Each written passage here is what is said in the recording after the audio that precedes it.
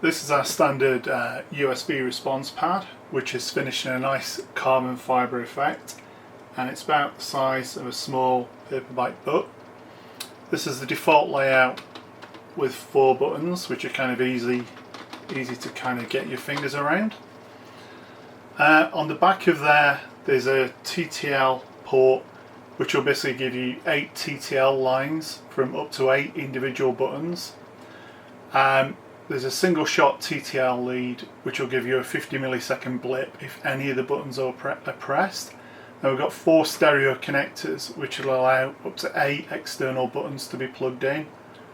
Standard USB port, and then there's a socket here which will let you connect to a black box toolkit V2, a V3 or an BBTK V2. So that's for doing timing validation or complex event marking, and whether a timing's recorded from the response pad and any other external events. Again, runs at 1000 Hz, so that can potentially report a button down every millisecond so long as your own equipment is up to it.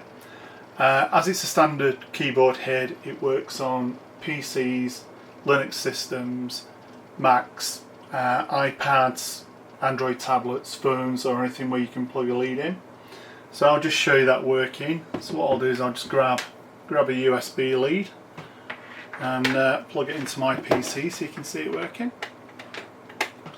So I just plug that in again. No drivers needed. These things just work as standard keyboards, but really quickly. I'm actually on the wrong thing there. There we go. So you can see the letters being pressed and held down. So as I hold the button down, it keeps the key press signaled as being down. So it's constantly down, and then as I release it, there's a key up message.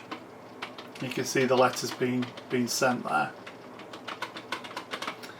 What I'll do is I'll just plug an external button in so you can see that in operation as well. So again, that could be a handheld trigger with just a 3.5 jack on there.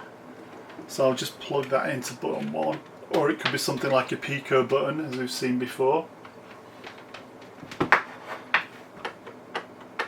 So you can see that as I press them, the letter A comes up on the screen. And again, you could have 8 Pico buttons or 8 handhelds plugged into there.